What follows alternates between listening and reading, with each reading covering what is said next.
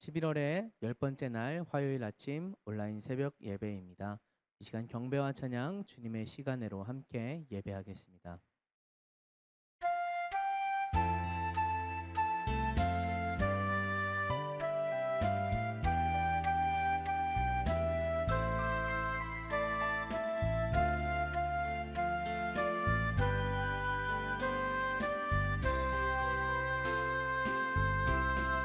주님의 시간에 그의 뜻 이루어지리 기다려 하루하루 살 동안 주님 인도하시니 주 뜻 이룰 때까지 기다려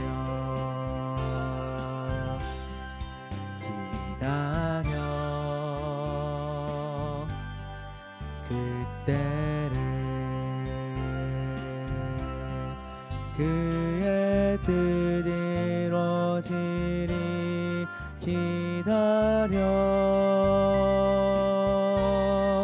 주의 뜻 이루어질 때 우리들의 모든 것 아름답게 변하리 기다려.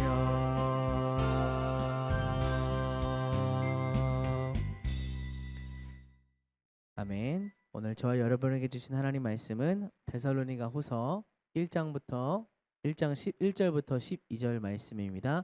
말씀 제가 봉독하겠습니다. 바울과 실로아노와 디모데는 하나님 우리 아버지와 주 예수 그리스도 안에 있는 데살로니가인의 교회에 편지하노니 하나님 아버지와 주 예수 그리스도로부터 은혜와 평강이 너희에게 있을지어다. 형제들아, 우리가 너희를 위하여 항상 하나님께 감사할지니 이것이 당연함은 너희의 믿음이 더욱 자라고 너희가 다 각기 서로 사랑함이 풍성함이니 그러므로 너희가 견디고 있는 모든 박해와 환난 중에서 너희 인내와 믿음으로 말미암아 하나님의 여러 교회에서 우리가 친히 자랑하노라. 이는 하나님의 공의로운 심판의 표요 너희로 하여금 하나님의 나라에 합당한 자로 여김을 받게 하려 함이니 그 나라를 위하여 너희가 또한 고난을 받느니라.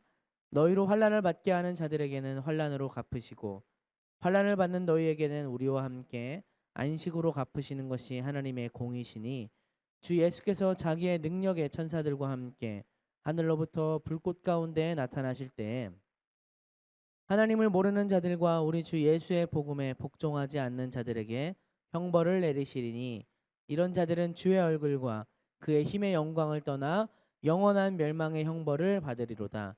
그날에 그가 강림하사 그의 성도들에게서 영광을 받으시고 모든 믿는 자들에게서 놀랍게 여김을 얻으시리니 이는 우리의 증거가 너희에게 믿어졌습니다. 이러므로 우리도 항상 너희를 위하여 기도함은 우리 하나님이 너희를 그 부르심에 합당한 자로 여기시고 모든 선을 기뻐함과 믿음의 역사를 능력으로 이루게 하시고 우리 하나님과 주 예수 그리스도의 은혜대로 우리 주 예수의 이름이 너희 가운데서 영광을 받으시고 너희도 그 안에서 영광을 받게 하려 함이라. 아멘. 오늘부터는 데살로니가 후서를 같이 묵상합니다. 데살로니가 후서는 사도 바울이 데살로니가 교회에 쓴 두 번째 편지입니다. 첫 번째 편지를 쓴 후에 그 편지의 가르침을 오해한 사람들이 있었고 약간의 해프닝이 있었습니다. 이 해프닝에 대해 사도 바울이 다시금 권면하고자 두 번째 붓을 든 것이 오늘 데살로니가 후서입니다. 오늘 본문은 그 두 번째 편지를 시작하면서 인사와 격려의 말과 그리고 지금 겪고 있는 고난을 어떻게 이해할 것인가에 대해서 이야기합니다. 우선 사도 바울은 그가 자주 쓰는 표현을 사용해서 하나님께 항상 자신이 감사드리고 있다고 고백합니다. 데살로니가 교회의 믿음이 풍성하고 사랑이 더욱 자라고 있기 때문에 항상 하나님께 감사드린다고 이야기합니다. 저는 이 본문을 묵상하면서 사도 바울의 그 마음을 한번 헤아려 보려고 했습니다. 과연 사도 바울은 데살로니가 교회에게서 무엇을 보았기 때문에 첫 번째 편지를 쓰고 나서 또 얼마 시간이 지나지 않았는데 그 사이에 어떤 면을 보았기 때문에 믿음이 더욱 자라나고 있다고, 또 사랑이 더 풍성해지고 있다고 칭찬하고 항상 하나님께 감사하다고 말하고 있는 것일까 하면서 사도 바울의 그 마음을 헤아려 보려 했습니다. 그러던 중 1차 첫 번째 편지를 받고 약간의 해프닝이 있었다고 했는데, 그런 혼란조차도 믿음이 자라가면서 겪는 과정이기 때문에 믿음이 자라가는 것을 더 감사하게 사도 바울이 생각하지 않았을까 하는 생각을 하게 되었습니다. 마치 어린아이가 아장아장 걸음마를 뗄 때 때로는 넘어지기도 하고 중심을 잘 잡지 못해서 이리저리 흔들리기도 하지만 그것이 결국에는 자라나가면서 장차 제대로 걷는 그 밑바탕이 되는 것처럼, 지금 믿음 가운데 혼란을 겪고 있지만 그건 역시 믿음의 성장 과정이 될 것이라는 것을 알고 사도 바울이 항상 하나님께 감사하지 않았을까 생각해 보게 되었습니다. 그리고 4절에서 표현하는 것처럼 지금 데살로니가 교회는 믿음을 이유로 박해를 받고 있었기 때문에 박해 가운데도 믿음을 잃지 않는 그들을 보며 그들의 믿음이 항상 더 자라나고 있다라고 여기며 하나님께 감사하고 있었을 것이라고 생각하게 되었습니다. 그렇습니다. 이유야 여러 가지 있지만 데살로니가 교회는 계속해서 믿음이 자라고 있었습니다. 그리고 서로 간의 사랑이 풍성하였습니다. 사도 바울은 이것으로 인해 항상 하나님께 감사드린다고 고백했습니다. 저와 여러분은 지금 어떻게 지내고 있습니까? 우리의 믿음은 계속해서 더욱 자라고 있습니까? 우리는 서로 사랑하는 것이 풍성하고 있습니까? 만약 그렇다면, 믿음이 자라가고 사랑이 풍성해지고 있다면 앞으로도 계속 믿음이 자라가고 사랑이 더 풍성해지기 바랍니다. 혹시 그렇지 못하다면, 사랑이 풍성하지 못하고 믿음이 자라가는 것이 잠시 중단된 것처럼 보인다면 오늘 이 시간 이 기도 제목을 가지고 믿음이 더 자라가고 사랑이 풍성해지기를 같이 기도했으면 좋겠습니다.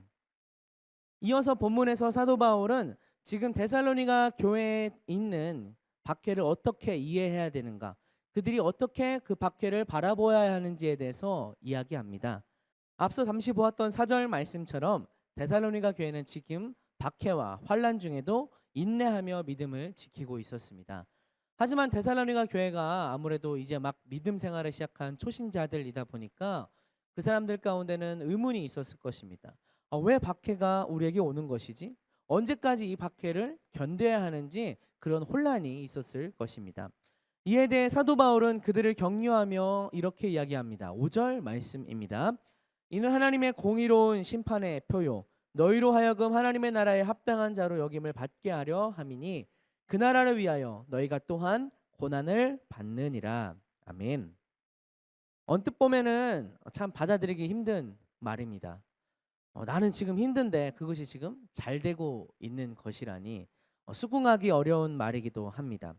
하지만 사도 바울의 이 말씀은 예나 지금이나 언제나 변함없이 진리의 말씀입니다. 예수님의 말씀처럼 세상에 속해 있으면 세상은 우리를 미워하지 않습니다. 하지만 우리는 세상에 속해 있지 않고 예수님께 속해 있고 진리에 속해 있기 때문에 세상은 우리를 미워합니다. 그래서 박해가 오는 것이지요.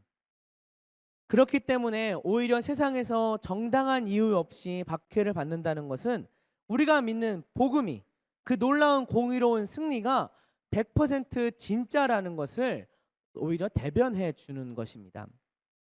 그리고 그 박해를 잘 견디는 것은 그 나라를, 다가올 하나님 나라를 더 사모하게 해서 그 나라에 합당한 자가 되어가게 하는 역할을 하는 것입니다. 오늘 저와 여러분의 삶의 현장에서 박해가 있다면 그 박해를 감사함으로 받으며 인내하시기 바랍니다. 하나님 나라에 합당한 자가 되어가고 있다고 믿고 박해를 견뎌내시기 바랍니다. 하지만 많은 경우에는 특별한 박해도 없고 그렇다고 해서 특별히 칭찬받는 것도 아니고 그런 상황 가운데 있을 것입니다.